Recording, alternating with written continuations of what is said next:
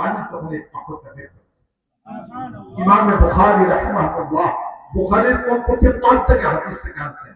এই হাদিসটা 5 জায়গায় আনছেন। আনার পর ইমাম বুখারী রাহিমাহুল্লাহ বললেন যে মানুষের জিন্দেগিতে এমন কিছু নেক আমল থাকা দরকার যেটা নিরাট মালিকের জন্য হবে, যেটা শুধুমাত্র আল্লাহর জন্য হবে। এখানে ভিন্ন কোনো বস্তু থাকবে না, শুধুমাত্র আল্লাহ আর তো মুআজ্জাজ হাজরিন, বলতেছিলাম এই কথা যে আজকে দুনিয়ার মানুষ বিভিন্ন বস্তু তারা চাচ্ছে। আমাদের সকলের সৃষ্টিকর্তা আল্লাহ, আর অন্য যারা আছে হিন্দু, বৌদ্ধ, খ্রিস্টান, তারা তো ভিন্ন দিকে যাচ্ছে।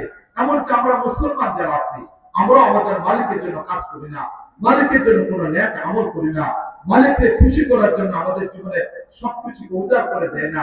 যে মালিক আমাদেরকে ডাকতেছেন, ফাফিরু ইলাল্লাহ, বান্দা মালিকের দিকে চলে আসো। এমন কিছু নেক আমল আমাদের জিন্দেগিতে থাকা দরকার। কিছু নেক আমল এত একনিষ্ঠতার মাধ্যমে আল্লাহর জন্য করা দরকার, যেখানে কোনো লৌকিকতা থাকবে না, যেখানে ভিন্ন কিছু থাকবে। মালিক আল্লাহ রাব্বুল আলামিনের কিছু বান্দা ছিলেন যারা মালিকের আমলের মধ্যে, মালিকের ইবাদতের মধ্যে এত বেশি পরিমাণ ব্যস্ত হয়ে যেতেন, দুনিয়ার সব কিছুই তারা ভুলে যেতেন। মালিকের ইবাদতের মধ্যে যখন লিপ্ত হইতেন, দুনিয়ার সব কিছুই তারা ভুলে যেতেন, সেগুলো কোনোটাই তাদের মনে থাকতো না। এমন একটা ঘটনা আমি আপনাদেরকে শুনেছি। আম্মা জান আয়েশা রাদিয়াল্লাহু তাআলা, নবী করিম সাল্লাল্লাহু আলাইহি ওয়াসাল্লামের স্ত্রী ছিলেন আমাদের আম্মা জান। এই আম্মা জান আয়েশা রাদিয়াল্লাহু তাআলার ইলম আমাদের কাছে যার মাধ্যমে আসছে, সবচেয়ে বেশি পরিমাণ মহিলাদের মাঝে রাসূল সাল্লাল্লাহু আলাইহি ওয়াসাল্লাম থেকে ইলম নিয়েছিলেন আম্মা জান আয়েশা রাদিয়াল্লাহু তাআলা। এই আয়েশা রাদিয়াল্লাহু তাআলা ইলম উম্মতের কাছে যার মাধ্যমে আসছে, তিনি হলেন উরওয়া ইবনে জুবাইর রাহিমাহুল্লাহ। তিনি একজন তাবিঈন, তিনি নবীকে দেখেন নাই। নবী দুনিয়া থেকে চলে যাওয়ার পরে তার জন্ম হয়েছে। উরওয়া ইবনে জুবাইর রাহিমাহুল্লাহ।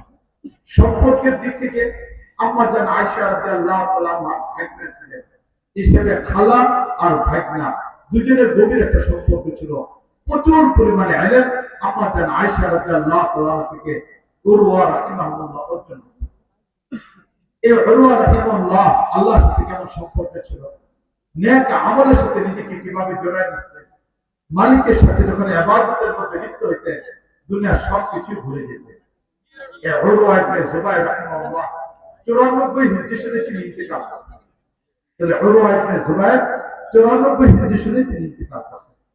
ওনার ইন্তেকালের আগে নেক আমলের প্রতি জজবা, মালিকের জন্য নেক আমল, মালিকের ডাকে সাড়া দেওয়া, ফাফিরু ইলাল্লাহ, আল্লাহর ডাকে সাড়া দেওয়া, কিভাবে নিজেকে ইবাদতের মধ্যে লিপ্ত করতে, এমন একটা ঘটনাই ঘটেছে। উরওয়া ইবনে জুবাইর দীর্ঘদিন পর্যন্ত তিনি মদিনায় ছিলেন। মদিনায় থাকার পরে এবার উরওয়া ইবনে জুবাইর বৃদ্ধ হয়েছেন, সন্তানাদি জন্ম নিচ্ছে। মদিনার সবচেয়ে বড় একটা ইমাম। ওই সময়টা চলতেছিল উমাইয়াদের শাসন ব্যবস্থা। আর উমাইয়াদের শাসন ব্যবস্থায় ইসরায়েলি রাষ্ট্রের রাজধানী মদিনা থেকে কুফা ছিল, কুফা থেকে সিরিয়া ছিল। ইসলামী রাজধানী পরিবর্তন হয়েছে বেশ কয়েকবার।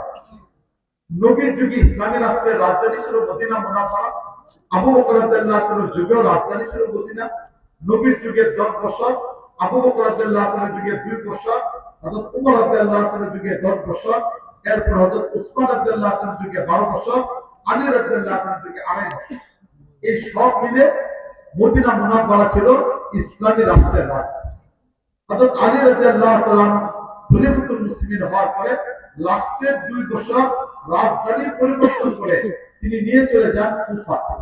সেখানে 2 বছর পর্যন্ত ইসলামী রাষ্ট্রের রাজধানী থেকে যান। ইসলামী রাষ্ট্রের রাজধানী থাকার পরে পরবর্তীতে যখন মুআবিয়া রাদিয়াল্লাহু তাআলা খলিফাতুল মুসলিমিন হন, তখন রাজধানী সিরিয়াতে নিয়ে যান। ওই সময় সিরিয়া ছিল ইসলামী রাষ্ট্রের রাজধানী। আর মুআবিয়া রাদিয়াল্লাহু তাআলা ইন্তেকালের পরে যে সময়ের ঘটনাটা উল্লেখ করতেছি, তখন মুসলিম বিশ্বের রাষ্ট্রপতি ছিলেন খলিফা আব্দুল মালিক বিন মারওয়ান। খলিফা আব্দুল মালিক বিন মারওয়ান তিনি সিরিয়ার ইসলামী রাষ্ট্রের রাজধানীতে থাকেন রাষ্ট্রপতি। তিনি চিন্তা ভাবনা করলেন মদিনার সবচেয়ে বড় আলেম, তৎকালীন যুগের বিশ্বের উল্লেখযোগ্য বড় একজন আলেম উরওয়া ইবনে জুবাইর, তাকে মদিনা থেকে দাওয়াত দিয়ে সিরিয়াতে আনবেন। বেশ কিছুদিন তিনি সিরিয়াতে থাকবেন। সিরিয়ার মানুষের সামনে এলেমের চর্চা করবেন, রাষ্ট্র বিভিন্ন বিষয়গুলিকে নিয়ে আলোচনা করবেন, দিনই জলসা তৈরি করবেন। এই ধরনের পরিকল্পনা দিয়ে রাষ্ট্র মেহমান হিসেবে উরওয়া ইবনে জুবাইরকে দাওয়াত দেওয়া। হযরত উরওয়া ইবনে জুবাইর রাহিমাহুল্লাহ তিনি তার ছেলে, আপনজন, ছাত্র এদেরকে নিয়ে এবার মদিনা থেকে সিরিয়াতে চলে গেলেন। খলিফা আব্দুল মালিক বিন মারওয়ান উনি রাষ্ট্রপতি, উনার তত্ত্বাবধানে রাষ্ট্রীয় মেহমান হিসেবে থাকতেছেন। বিভিন্ন জায়গায় হাদিসের দর্শ দেন, রাতের বেলা বয়ান করেন। ওই সিরিয়ার উলামায়ে কেরাম আসেন, উনার কাছে মাসলা জিজ্ঞেস করেন। এইভাবে বেশ কিছুদিন তিনি সিরিয়াতে থাকলেন। এবার খলিফা আব্দুল মালিক বিন মারওয়ান আরো কিছু প্রোগ্রাম সাজালেন। এর মাঝখানে ওই যুগে মুসলমানদের যুদ্ধের উপকরণ ছিল ঘোড়া। রাষ্ট্রপতিদের কাছে প্রচুর পরিমাণে ঘোড়া থাকতো। এটা মুসলমানদের ইতিহাস এবং ঐতিহ্যের একটা সম্পর্ক ছিল।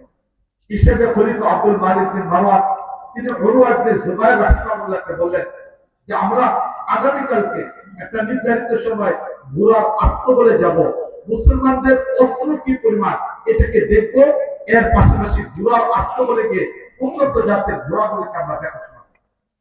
এটা উনি রাষ্ট্রে একটা কর্মসূচি দিয়ে গেছেন। খলিফা আব্দুল মালিক বিন মারওয়ান গেছেন, এরকম উরওয়া ইবনে জুবাইর রাহিমাহুল্লাহ গেছেন, ওনার ছেলে গেছেন, আরো অনেক মন্ত্রীরা গেছেন।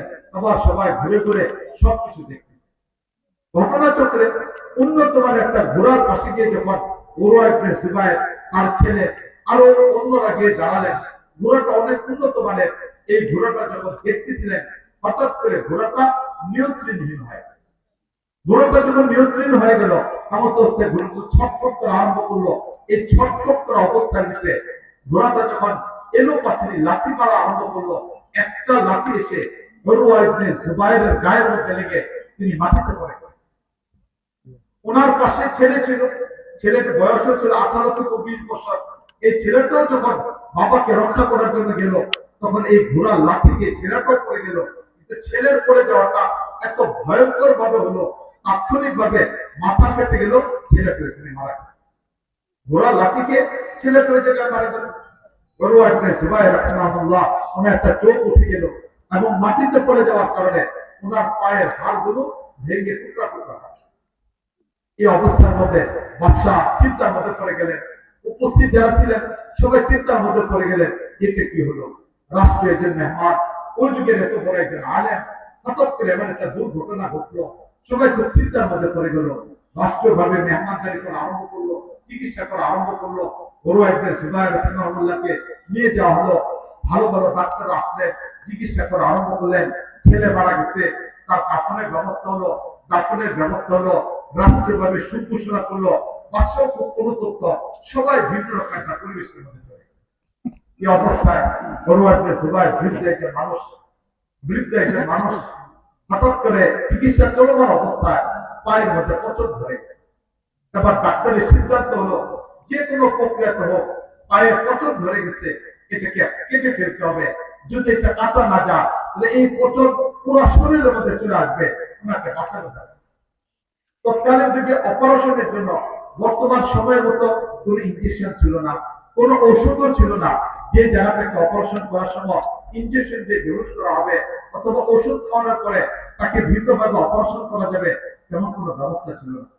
তৎকালীন যুগে অপারেশনের পূর্ব মুহূর্তে মানুষকে মদ পান করা হতো, প্রচন্ড নিঃশ্বাসযুক্ত মদ পান করা হতো। এই মদ পানের মাধ্যমে যখন ব্যক্তিটা মাতাল হয়ে যেত, এমন অবস্থায় অপারেশন করা হতো। এটা ছিল তৎকালীন যুগের একটা চিকিৎসা পদ্ধতি।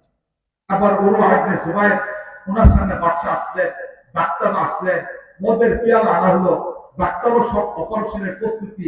এই অবস্থার মধ্যে উরওয়া ইবনে জুবাইর জিজ্ঞেস করলেন কি করতে হবে বলো। তারা বললো যে এই মুহূর্তে অপারেশন করতে গেলে আপনার পাটা কাটতে হবে, আর এই পা কাটতে গেলে প্রচন্ড কষ্ট হবে, তাই আপনাকে মদ পান করতে হবে। যখন মাতাল হয়ে যাবে তখন আপনার পা কাটতে হবে। উরওয়া ইবনে জুবাইর রাহিমাহুল্লাহ বললেন, যদিও তাদাবিল মুমিন হারাম বস্তুর দ্বারা চিকিৎসা শর্ত সাপেক্ষে যা দিচ্ছে, কিন্তু আমি এটাকেও গ্রহণ করবো না। হিসেবে আমি মদ পান করে মাতালও হবো না। এই অবস্থায় অপারেশন করা। এবার বাদশা চিন্তার মধ্যে পড়ে গেলেন যে সুস্থ একটা মানুষকে অথবা একটা মানুষ স্বাভাবিক অবস্থায় পা কাটতে হবে, এই কষ্ট সহ্য করা যাবে না। তাই বাদশাহ বললেন বিকল্প কি করা যায়। সবাই মিলে পরামর্শ করলেন যে কিছু তার দ্বারা যুবকরা আনা হবে, রশিদে পুরো